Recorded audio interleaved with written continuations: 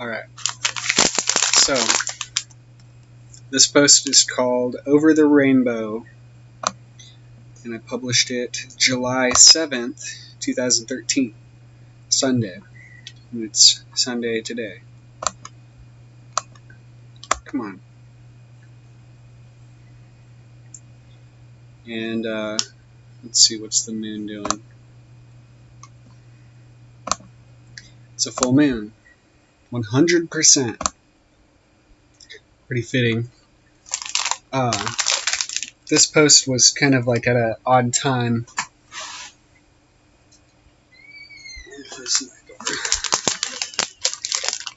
This post was at an odd time in my life when,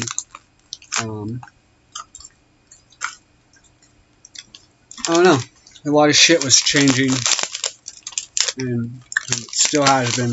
It still hasn't ever, all the shit's just been flowing. New information, just adding on top of each other, but not so much like, canceling out everything, like for some people on the internet. It seems like they get caught in these little, like the news and stuff. Every week it's something new, but they don't see how cyclical it is and contradictory. But so I've had to like unplug. I mean, I do watch YouTube, watch the news to some degree, but I don't keep up with any of the social crap, half of the Hollywood crap.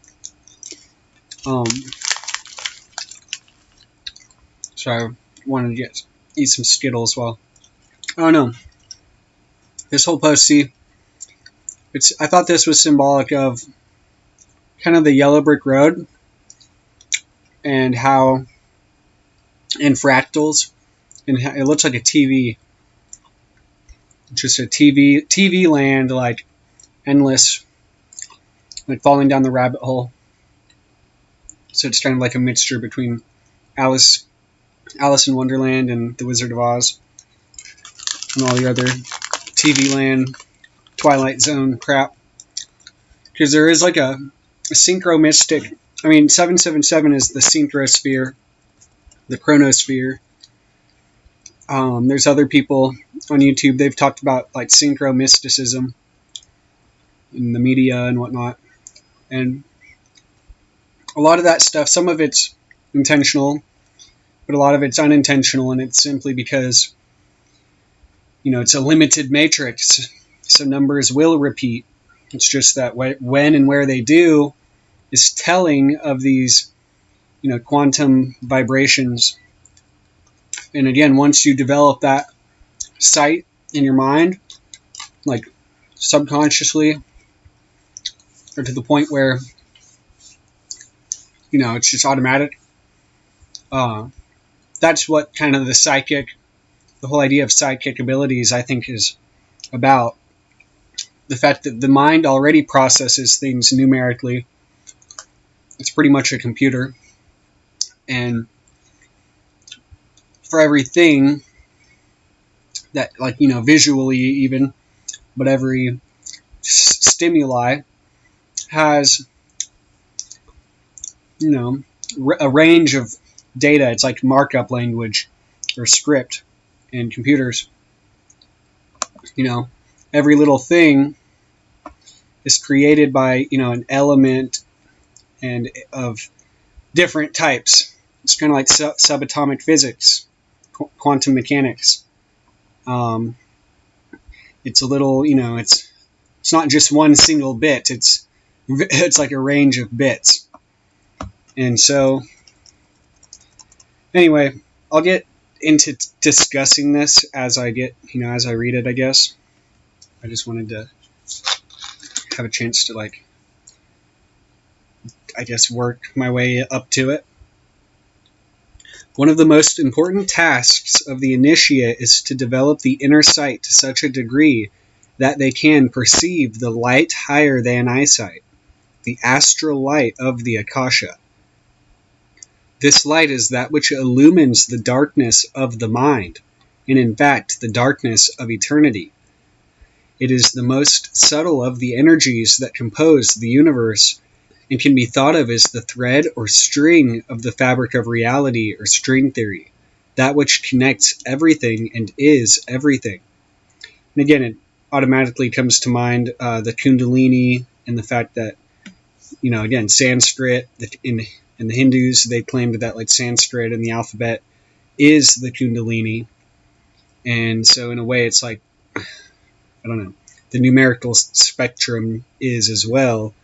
And it's all just vibrations, and that's why they call it the sound eye, the eye of Horus, or the eye of Ra, the sound eye, because it's, the vibration.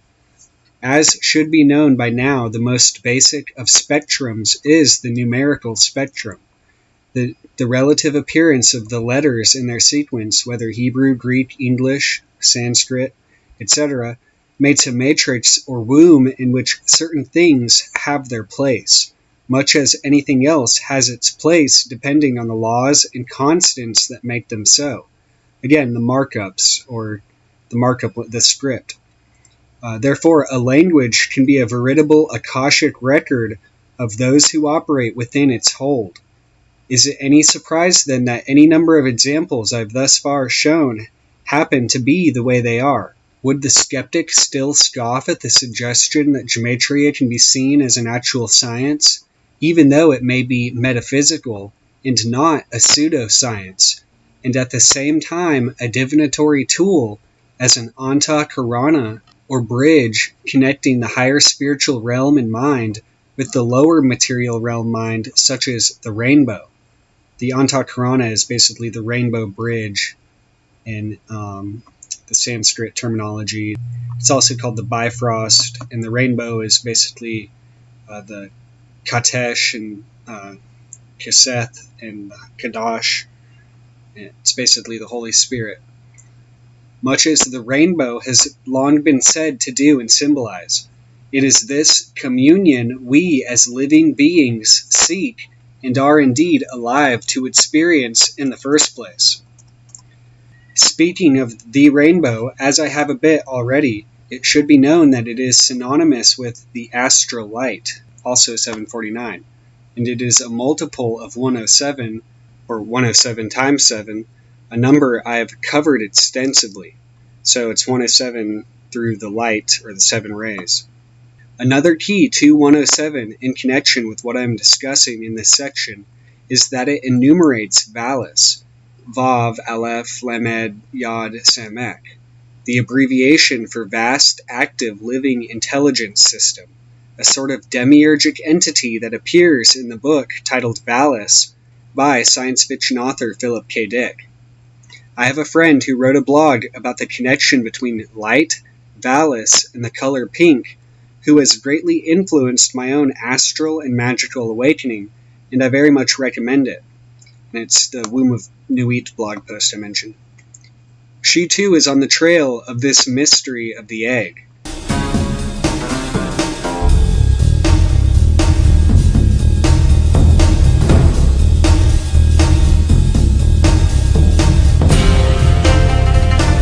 And again, further connection to all this is the fact that 749 is the number of AL, chapter 3, verse 51, purple beyond purple.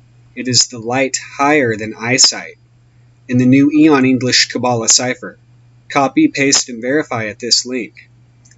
I've already noted that the color pink is 943, which is equal to purple beyond purple, in previous posts, but want to mention it again here for the sake of comprehension. And 943 is also Barbelo, which is the more ancient Babylon, the 8th sphere, again connecting with the 8th color. The title of this post, Over the Rainbow, is an obvious allusion to The Wizard of Oz. The occult roots of this book and film, as well as its author, Lyman Frank Baum, a noted theosophist, are well known to many. The story is an allegorical tale of the seeker on the path to enlightenment, a golden path leading to the Emerald City in the center of the land of Oz, a path that is fraught with many obstacles. One of the first things to be noticed is that after Dorothy finds herself in the land of Oz, in the movie version, the world has all of a sudden shifted from a dull black and white to a full vibrant color. This is a reference to the astral light, which is infinitely more brilliant in comparison to the light of mundane vision. The yellow and brick roads are a reference to the paths one may take, that of enlightenment and that of carnal desire. And it's funny because the yellow brick road just so happens to be 666, which again is like the golden way or the middle path, the positive side of 666. Red brick road, I don't know what it is. I know it's not 666, but obviously 666 is that duality number, but or it's very, all numbers have a duality, but it's very contrasted in what it symbolizes. Well, red brick with a gimel is 444, and then so 719. 719 Kenneth Grant mentions because it's one more than 718, the Abomination of Desolation, and Eosik Ewas, and Kivri Yakbish, the spider web, and Arthur, who was it? Sax Romer mentions it as well, I believe, and that's one of the other reasons he says there's like some overlaps, I guess, in Sax Romer's work. So yeah, it says, it may be significant that 719 is the number accorded by Romer to the secret agent commissioned to war with those against the light.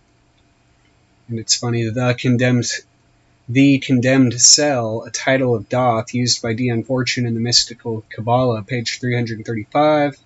I think that the yellow brick road being 666 is more obviously spot on and enlightening, but even though there are only two roads, the yellow brick is likened to the golden path of Buddha, the middle path of moderation, or via media, in which some level of self-indulgence must be experienced for the karmic kinks to be worked out and balanced.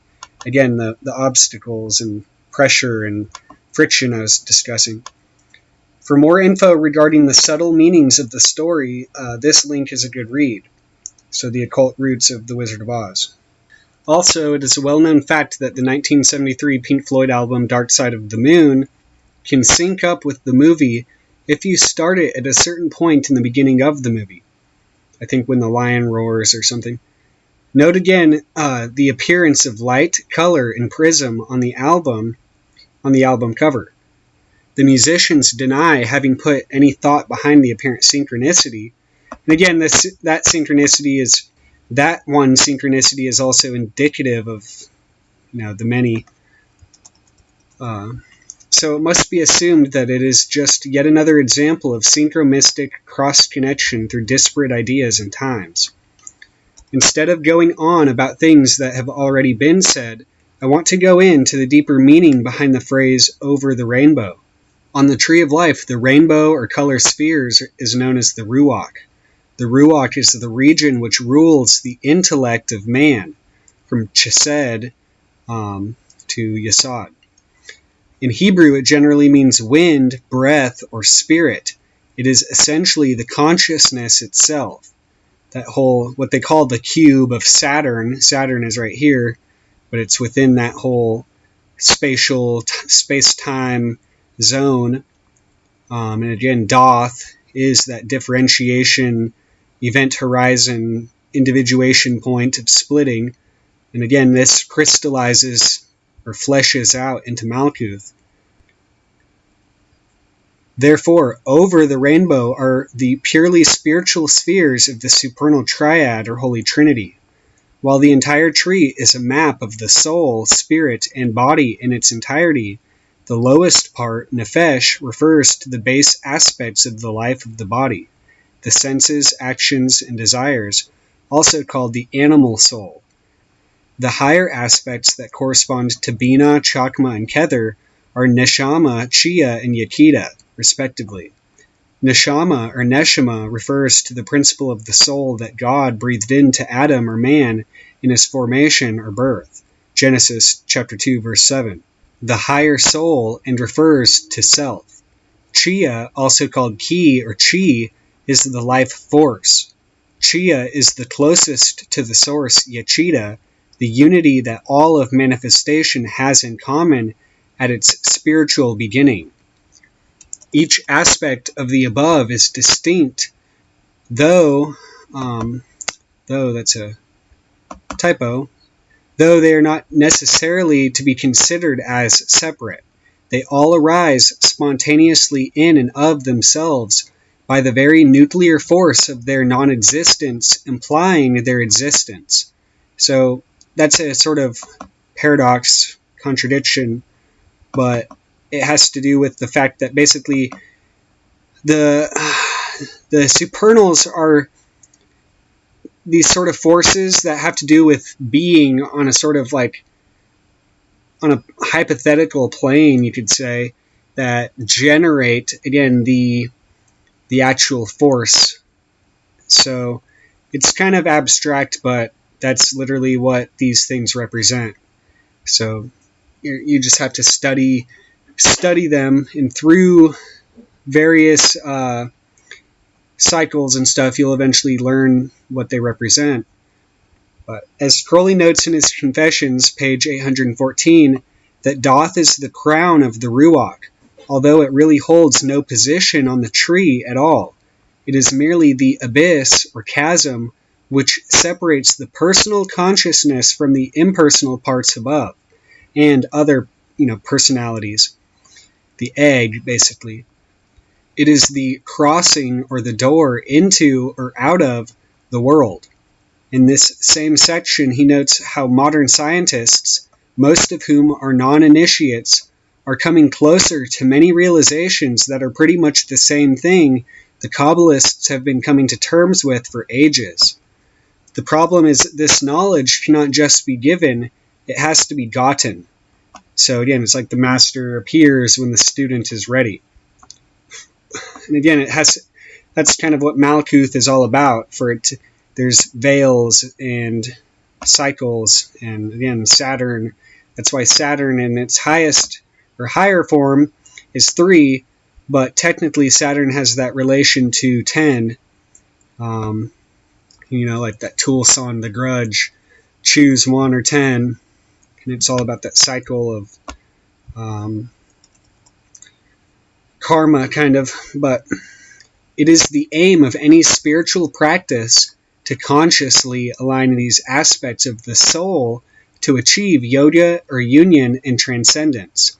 So again, it's like that's kind of the problem, is we don't see, I don't know, this thing that's coming to mind and came to mind, and I've tried to make a note to kind of mention it, is how, like, especially when you're young, you kind of see you're so healthy, usually, or at least, I was generally pretty healthy. Some of my friends weren't healthy, so, but, in a way, maybe they learned certain things quicker than I did, but you learn things from those states, but you learn things about yourself and about health in those states, for next time, hopefully.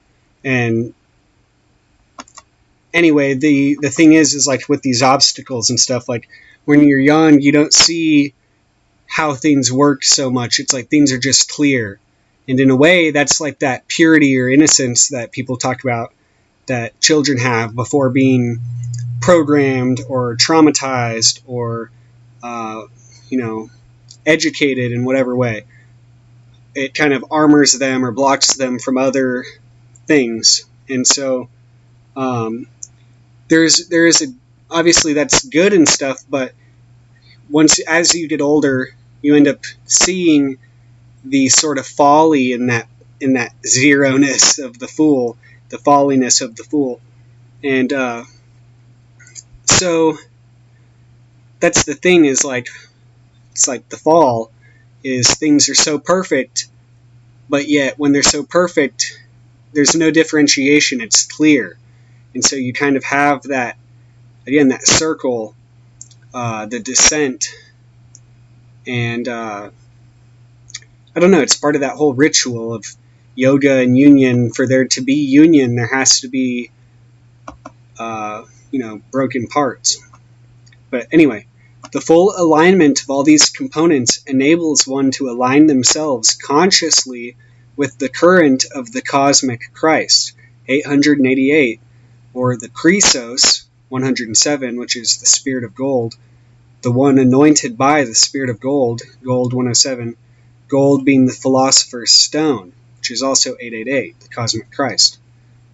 The cosmic Christ, which Jesus, who's also 888 in Greek, is the archetype, is synonymous with Metatron's cube, the metacubon, as well as Harpocrates, the god of silence, and the silence of the Akashic egg of Maat. It's all in the egg, obviously also being 888, that which is not, again, the zero. So that the symbolism between the 0 and the 888 is obviously the whole babe in the egg. The globed priest is also 888. And so again, this whole symbolism of, I don't know, it has to do with this like Gnostic fall and the Orphic idea of the egg and the serpent and the cycles and illumination and whatnot. It's all cognate and it's all numerical, and yet it's like playing out kind of through history and through man and through our consciousness and through historical cycles and emergences and whatnot.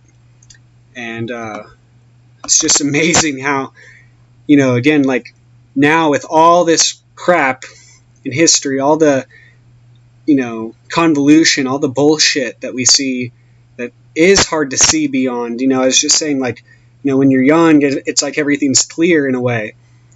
But now in history, at this point in history, anywhere you look is bullshit. You may not know it at first, but eventually you'll see a lot of it is.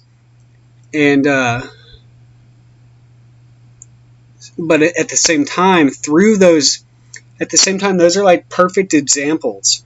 Now is more with this knowledge, you can kind of see more than ever through all that, and they're all just perfect like myths or examples of similar things in the past. Basically, it's just you have to look at the underlying message or the underlying meaning. 888 shows the divine plan of fractal geometry within the number sequence of simple gematria, English gematria, Jewish gematria, or any other form of occult gematria, such as the one I've deployed and used in this blog, combining them all. Therefore, Jesus, the cosmic Christ, is that level over the rainbow, the Trinity, beyond the matrix, outside the circles of time and light. And again, light implies time and space and the kalas and all that. Therefore, 888 is the supreme code of the alphabet based on the 9 numbers. And remember again, 999 is the supreme knowledge. And it has everything. It's obviously the 9th chamber. But showing very well that this is not a coincidence. Simple reading of these words may do much to help show the way, but the way must be traveled if one is to fully break free. The allegorical martyrdom of Jesus, having been crucified on the cross of the elements, is meant to show how one is to let go of the material plane and find salvation in the higher planes of spirit. As I have said, the cross is meant to show the raising of the material, horizontal plane along the spiritual or vertical plane. 888 inevitably implies 999, another number I have covered, which signifies that which is beyond the light, the outside ones, whose mode of operation is via the subtle body and the light beyond. Therefore, Lucifer, the light bearer and the morning star, is co-equal with Jesus as an over-the-rainbow principle. 999 is also the number of a spelling of Lucifer in full, as well as the transcendental number of the all-powerful One. And again, 999 is that converse, or the inverse of 1 in the whole 1000 spectrum of Aleph. All right.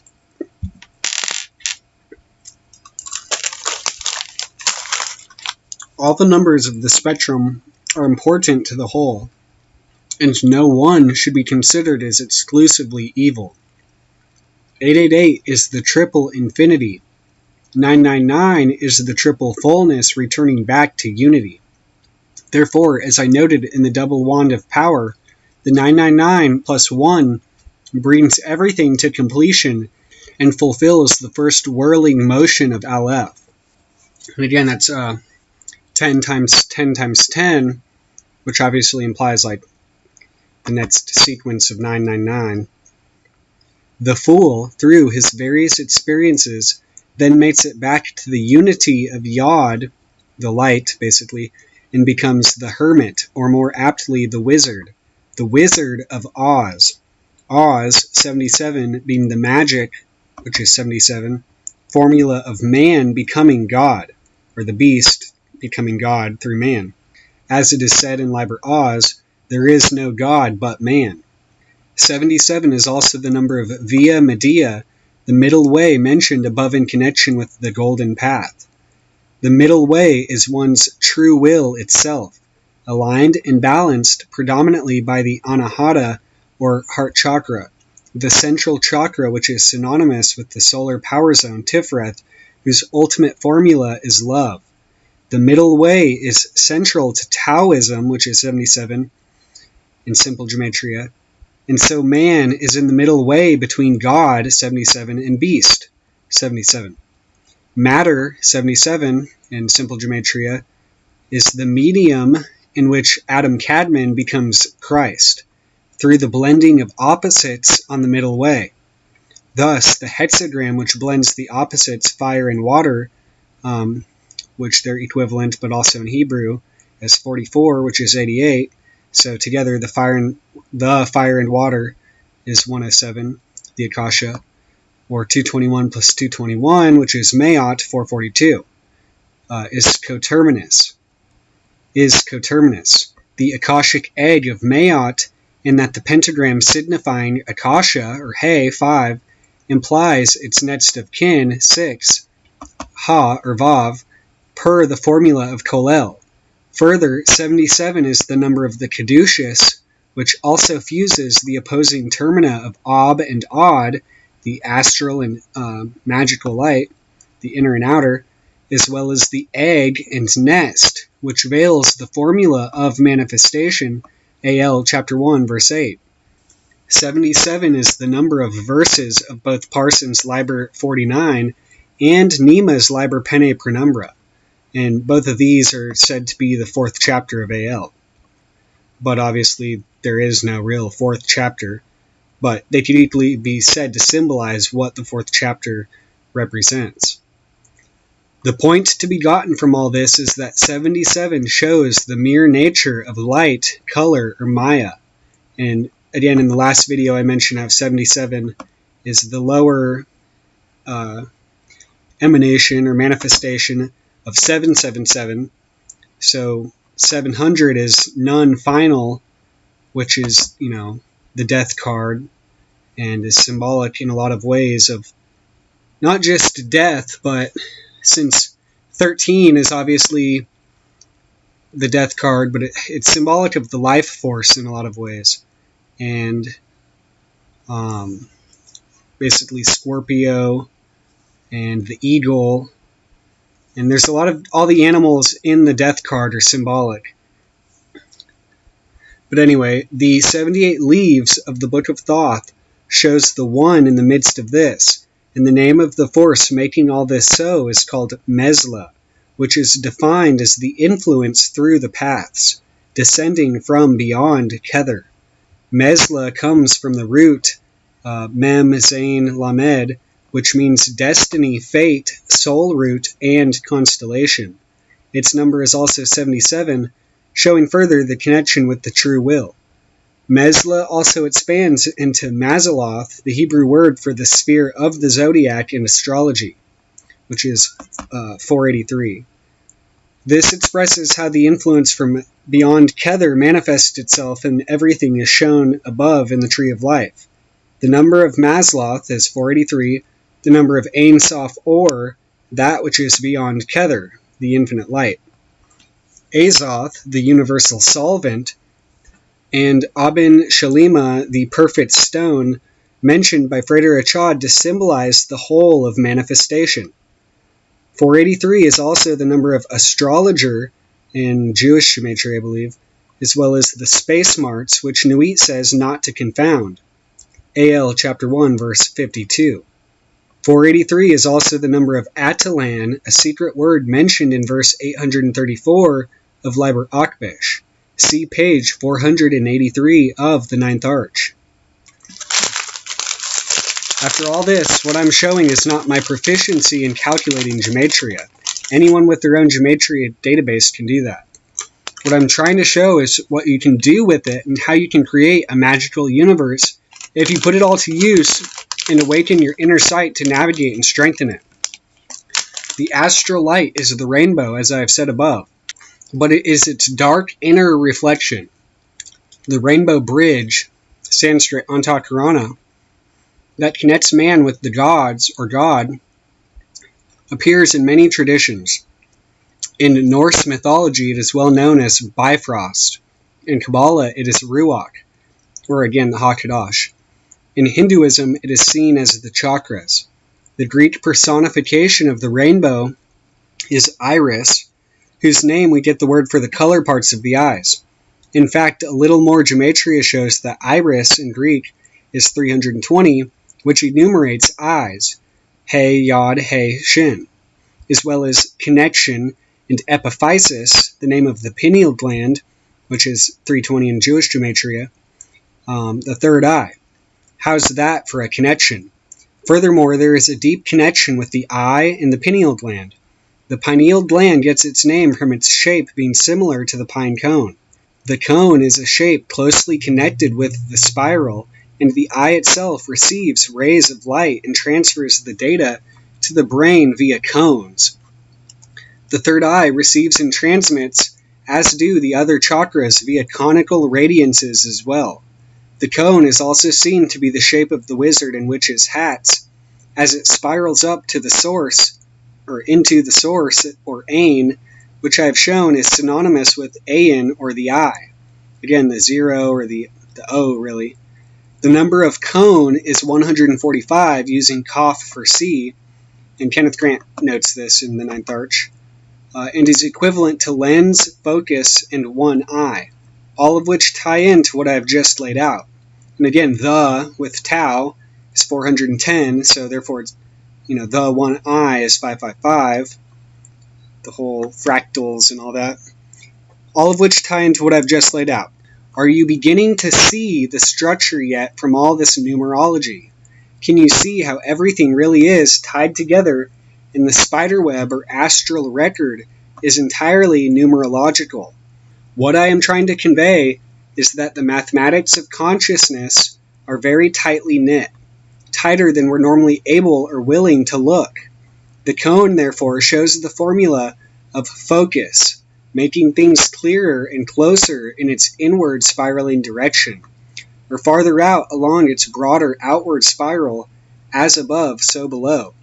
And again, Kenneth Grant mentions the cone as the key, basically, to a lot of things, like in the Ninth Arch, mainly this whole idea of the Eon of Maat, but the fact that, again, the gematria is holographic, that's why these micro and macro concepts can fit within these numbers, because they fold up basically like a fractal accordion, and things just happen to land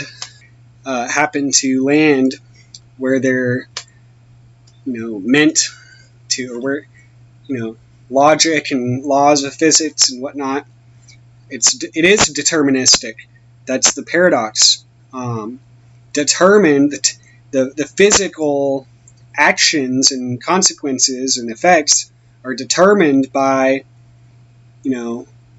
previous. That's the thing. The present is Malkuth is like the present, obviously.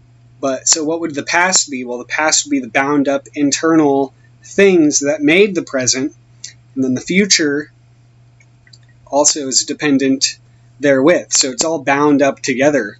It's a continuum. But the thing is again, it's the friction goes on and on and on.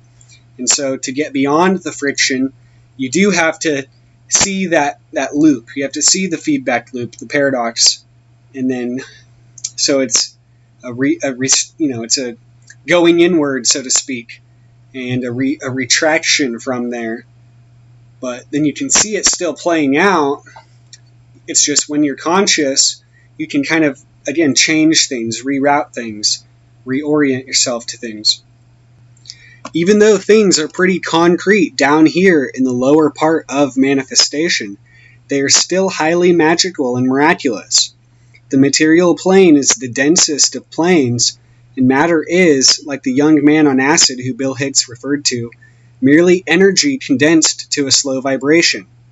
Everything you do and think ripples out and affects everything else, so that really makes the material plane one of the most powerful. Life is here for you to take control and cause that ripple, and not just to make ripples, and not even just waves, but make explosions. Indeed, man is more likely to blow everything up with his nuclear ability to decimate and obliterate his very home and family than to stay here and keep smelling the flowers. This will not end it all for him, maybe for a little bit, but he will find another home soon enough. The reincarnating ego must perpetuate itself. There is no other way.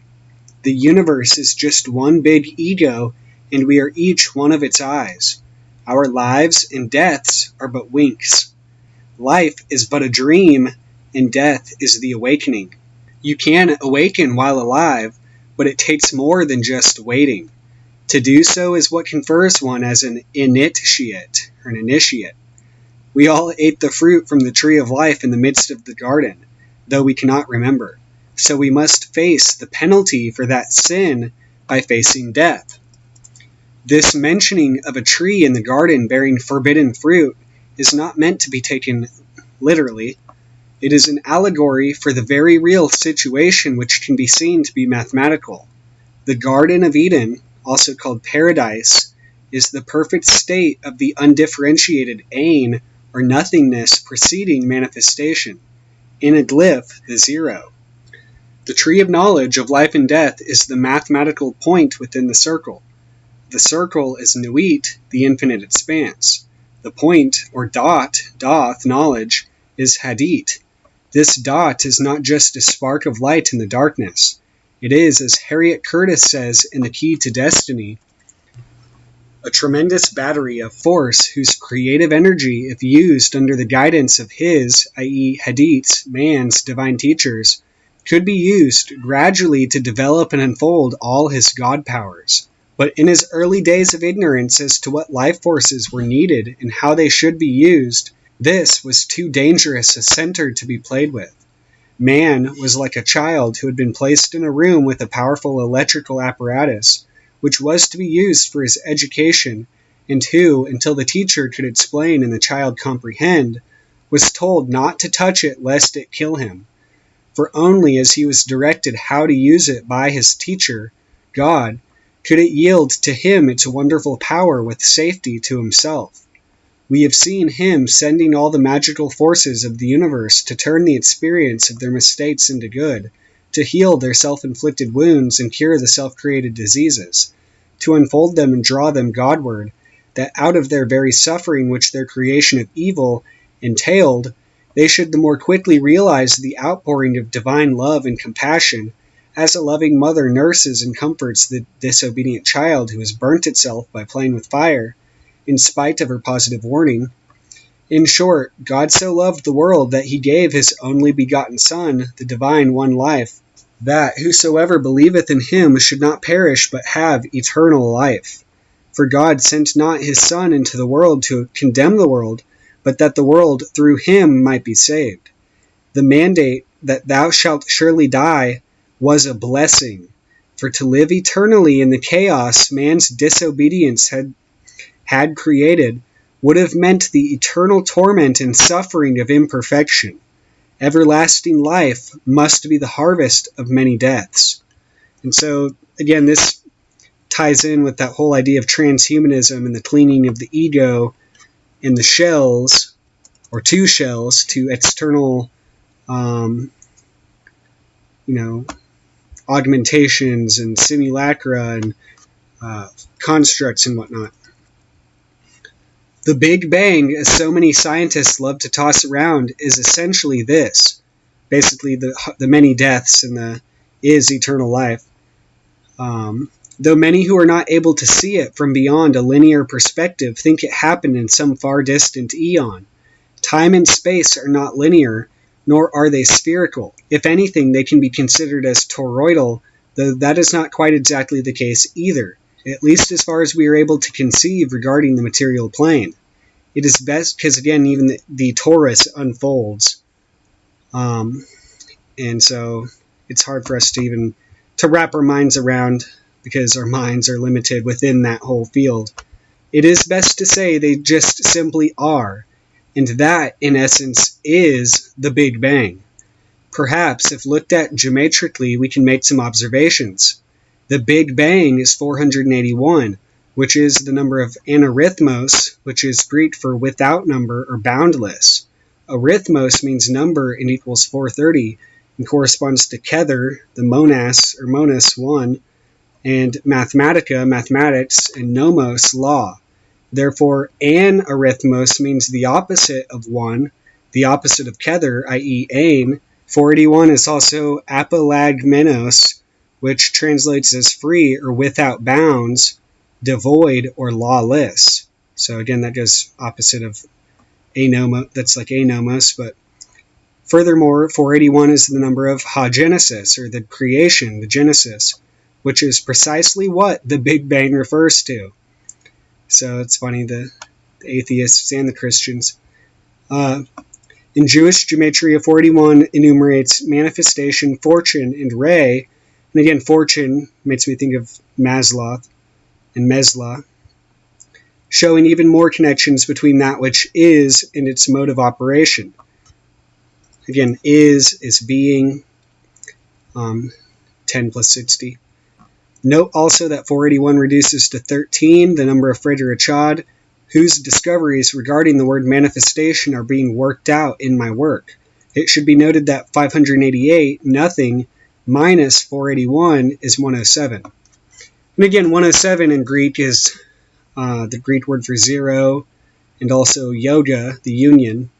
Let's now dive into the mirror, which I have mentioned above. The mirror has long been an object of magic and mystery, and many myths have made their way through the minds of men regarding it.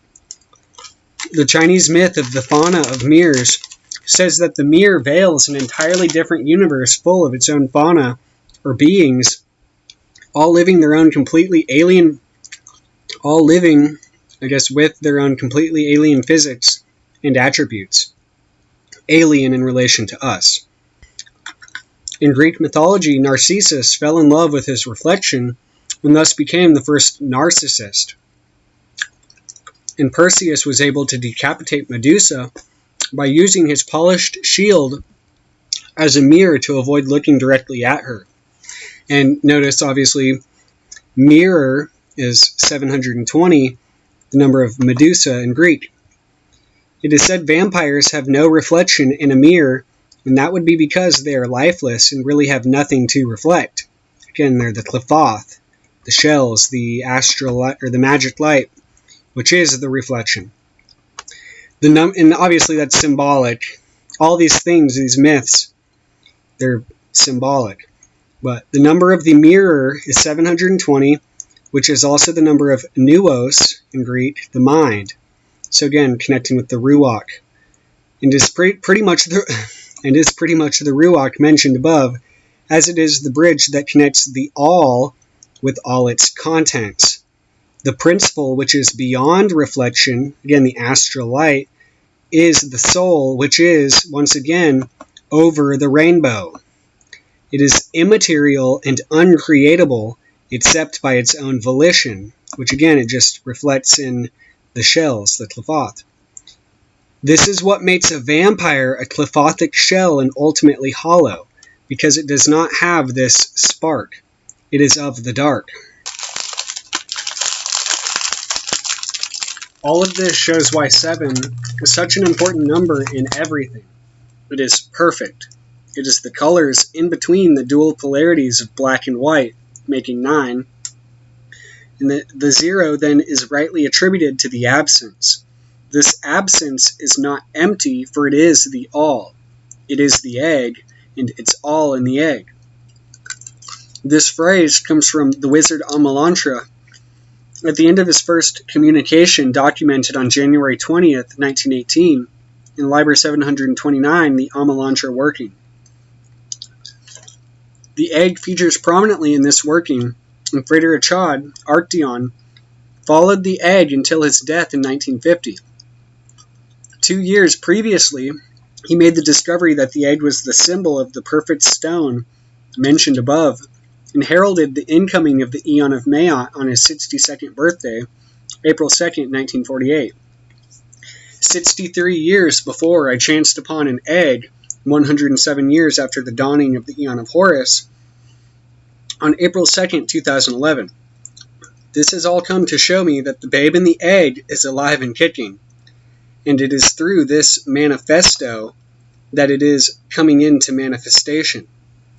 The egg was said to be in Egypt, the home of the mysteries of Hermes and Thoth, or Hermes or Thoth. Egypt, the land of gold, enumerates 2107, as does gold, bitza, the Hebrew word for egg, oval, the geometric shape of the egg, and the magic egg. The egg I received is an obsidian egg, and I called it the egg of Mu. On February 2nd, 1918, Arcteon asks the wizard a series of questions. He asks the wizard what his true number is, and he is given the number 103. The wizard goes to say that he, 103, was not yet a living man, but represented a man named Haman and gave the number 107, which is that of the angel ruling Leo, the Ma'ayan, and that he would carry on certain work. The next day, Arcteon writes of a vision Therion Crowley had, which ended with a cross on a keyring, which may refer to the Ankh. Note that 76, Ankh, will, AL chapter 2, verse 76 cryptogram, plus 31, 76 plus 31, the AL, LA key to Liber Legis, is 107. Later in the questioning, the wizard again mentions the unborn man. And then, after some visions, the wizard shows Arcteon a mirror. Arcteon then surmises they, him, Therion, and others involved, are to go to Egypt to find a key which may be found in the center of an egg when it is broken. We are to go to Egypt for the key. The key might be in center of egg when it is broken. It is a small golden key. Again, I think this is symbolic of everything thus far. Later on February 12th, Arcteon asks, is it expedient to start to find the egg, and when should we start? Amalantra replies, the egg is a work which must be done, the great work. By doing the work, we get to the key. Amalantra goes on to say the work must go on, and there must be an altar created in Egypt, starting in Egypt. I see the Arab, the one that was at the well some time ago. He will be at one of the corners of the altar. The king is there. Arcteon asks, who is the king? Amalantra. I see OIV-VIO, which is Frater Achad. Therion is the high priest. Arcteon again asks, who is the high priestess? Amalantra answers, I see a tall, rather beautiful woman, i.e. her face had a beautiful expression. She has dark hair. P.S. from Liber 729 author. Might well be 31, 666, 31. Therion knows his work, his special work, and this is only the means of doing it, like speaking of the cosmos, but the egg is the special work. After a few other things transpire in the working, on April 27th, the prominence of the egg again comes up. It is now Therion asking the questions instead of Arcteon. This is told by the references to each other in the questions if close attention is paid. Therion: what is the work of this weekend? Amalantra: Jabura. Therion: Jabura applied to what? Amalantra: the egg. The egg is resting on the point of mountain tops, very sharp. Water around, lotus flowers on it. Therion: egg is symbol of some new knowledge, isn't it? Amalantra: Gimel Lamed, spring fountain. The covenant. Therion: what does that mean? Amalantra: I don't know. Followed symbol of mountain and lotus flower. Therion: how are we to break open the egg? Amalantra: in plain language it means thou art to go this way. And that's obviously this where Lamb kind of connects again with the egg and 1918. Therion: that isn't plain language. How are we to get this new knowledge? Amalantra: don't ask questions too fast. Sow the wild oats. Go into the mother to be born again. In the midst of this, Therion interjects: you bet, followed by Arcteon: I think you're both getting off the trolley. If you realize Amalantra is a discarnate entity or preter-human intelligence, you can see how his words are going to be somewhat skewed by whatever apparatus is being used for his communication, which isn't always noted, at least in the online version. And here it is assumed to be by some form of telepathy. So his communication is going to be far more limited in scope and more focused and concentrated. And of course, they also used a Ouija board and I Ching and other tools, the tarot. The egg can basically be thought of as everything I've outlined in this entire blog. It is the 0, 1, Ain, the I, the Akashic, the astral, or the Taoic principle. The Om is really the Aham, the ego, the I principle. Manifested, basically, or separated. In this context, the symbol of the mountain is that exalted principle. And again, exaltation is 666. That far off thing. The flower is the symbol of the Om at the end of it.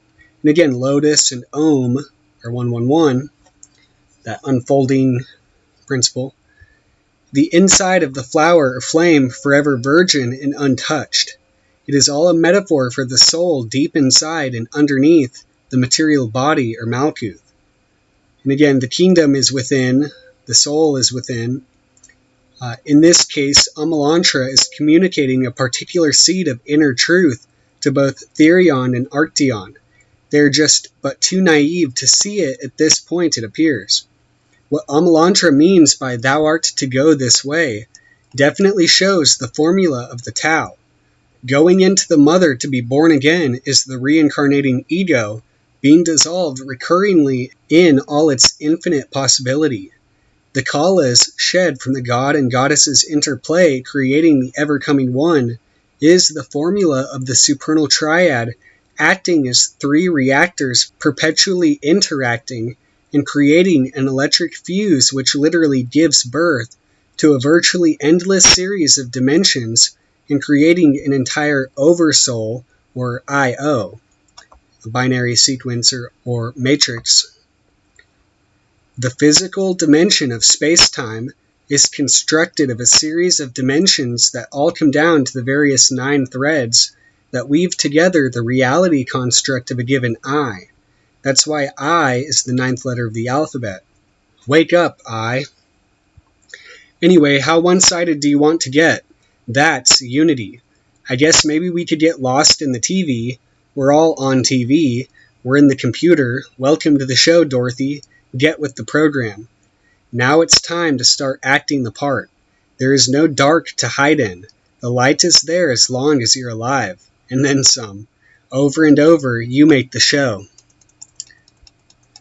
This is Lucifer, Satan, the demiurge, the beast system, the sum, and the radiant sun, 6 times 6, 36 degrees, 1 through 36, sits at 6.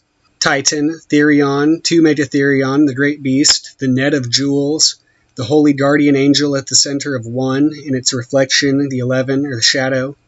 1, 2, 3, 4, 5, 6, 7, 8, 9, 10, 11. We are all like Dorothy stuck in the silver screen and finding our way. The yellow brick road sits at 6. But it is still an aspect of whatever you may conceive as God, or whatever word, symbol, or number you want to give it. It wouldn't be if you weren't there, but you're both there, or you're not, and you are actually 1. 2 equals 0. The 10 is just the shell, Malkuth of the 1. The 9 in between is the spiritual fusion. The Chrysos, or gold, is created, as I said, when Adam Kadmon gains Christ. This is the ever-coming Son, the crowned and conquering child of Kether, God, and Binah, the goddess, who has flashed his light into the world. That which shines but is not reflected by itself. Thus, the mirror is the abyss. Don't dive too deep. It should be clear exactly what is meant by vampires or Qliphoth not shedding their own light. If and until they do, they are mechanical animals. Only those with light are really enlightened. Now, no one is judging anyone else's level of enlightenment but yourself. I am merely delineating my own way of expressing my own light along my own path in a way I find others may consider useful in their own way in this ever-twisting world. But what I am trying to convey is that my interpretation of the Eon of Maat, symbolized by 1313, Maat being the personification of truth and justice, truth is that ultimate principle of Gnosis, and justice is the scale to which the Gnosis or force is balanced and maintained in its place in relation to all the forces.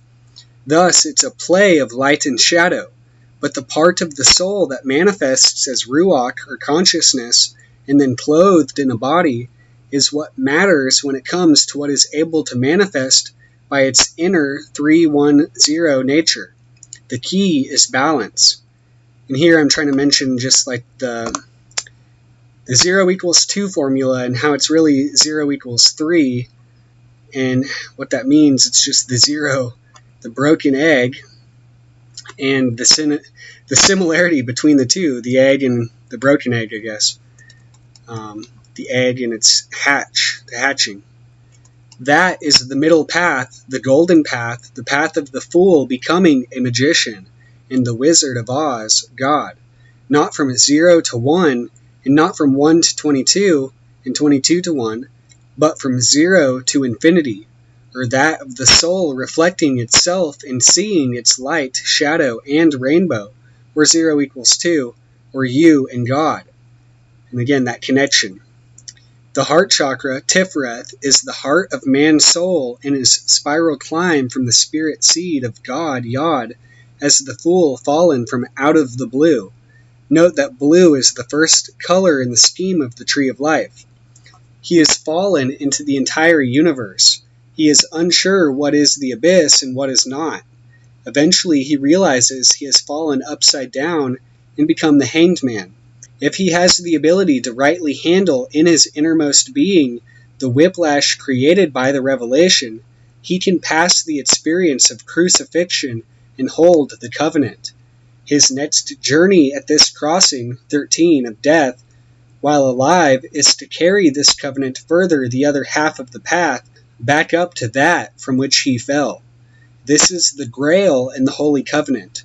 The crowned and conquering child, 111, Mercury plus 8, creating the Chrysos, 888, in his carrying or going the golden path and crowning himself king of his kingdom, 999. This is the 111 becoming 1111 by matter of the 3 rays becoming 4 by the 3's crowning, 1 Kether the crown, and activation into the rainbow bridge. Thus 1111 is Prometheus, the bringer of fire, denoting when the 3 crystallizes into 4, which manifests as the 4 directions. Plus 1 plus 4 directions reflection, or the light in the center of the 8-rayed star of chaos, or the loop of the cross which manifests at the point of doth, the point which is the circle that becomes squared and then produces the loop of time, and then giving the 3 dimensions of life to carry the crown of I to infinity. That is the formula of the cosmic Christ, the immortal I, the reincarnating ego that has reached a state of inner purity and balance and truly become not 111, but I, or 999. Death is his formula. He is no longer blinded and confused. 9 times 9 times 9 is 729, the number of Kephas, the stone in Greek, the Attilan stone. A number of Attilan is 92. 92 plus 729 is 821, the Ma'ayan. 729 is also the number of Amalantra, as well as Arcteon, although Arcteon is given as Arcteon 360 in the Liber 729. Incidentally, the name Charles Stansfeld Jones enumerates to 729 as well in Hebrew-English gematria. It's being 9 times 9 times 9, it's significant that 729 is the omega point. Remember that 111 is Aleph, the fool in full. A is 1 plus I as Yod is 10. It has its double reflection in 100. 1111 is Iota, the Greek I or Yod, and enumerates the arc of the 22 paths. It is the I that carries its light. Prometheus, 1111, is therefore Lucifer making his appearance as Lord of the air and manifesting as the earth.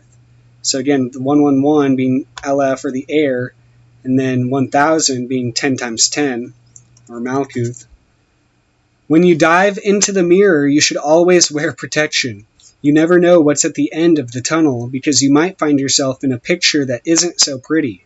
This is why the mirror world, which is 1440, happens to equal the same thing as mirror mirror, which just so happens to also be the number of fruto, fruit, and Nea and Sarkos, reincarnation, because the double wand of power has begun the cross connection that gives birth to the I and the infinity it creates.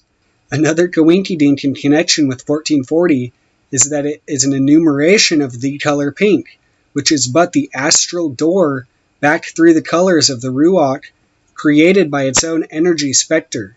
It is the mauve zone. So the mirror goes on forever. There is no end. It is the Akashic record of Doth, or knowledge. Thus the egg, 107 times 7, is the astral light of the rainbow. The light, 7, of the Chrysos, 107.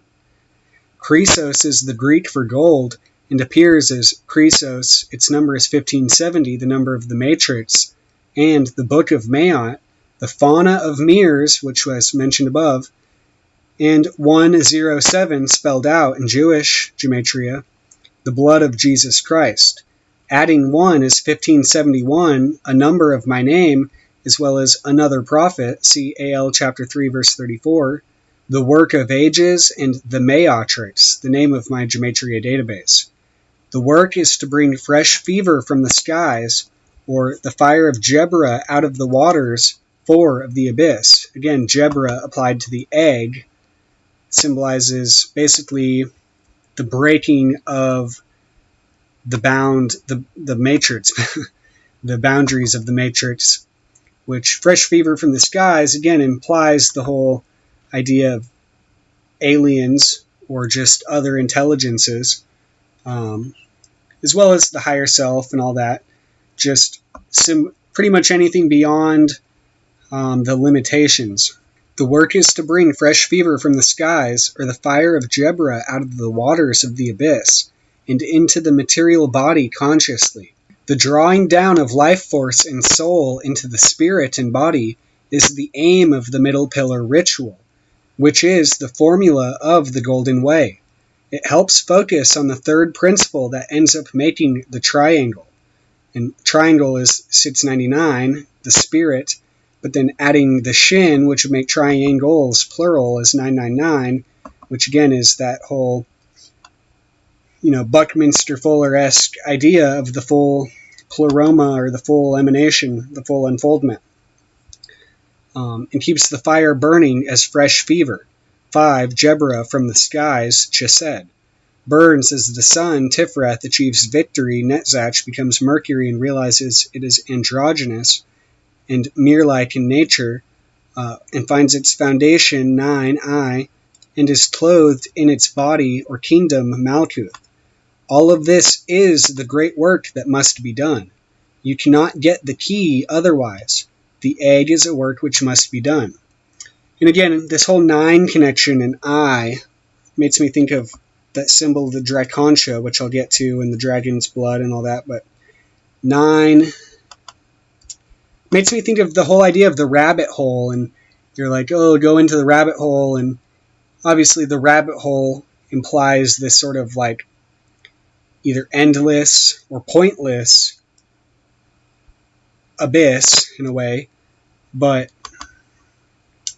in a way, that's what the 11 would symbolize. But the 9, because obviously the rabbit is symbolic of the moon, the rabbit hole is this sort of like looking into Malkuth, not looking out, but looking in, and seeing the astral light, or seeing with the astral light. So yeah, I used this picture. I don't know where it came from, but I thought it was symbolic with the pink light coming out. When all this light is grounded and made one, the real alien, other, or UFO may be encountered. When you are able to tell your own light from any other light source, then you can better focus and perceive the other than thou. And again, Crowley says, like, without the centering in Tiferet, again, the Emerald City is the green chakra.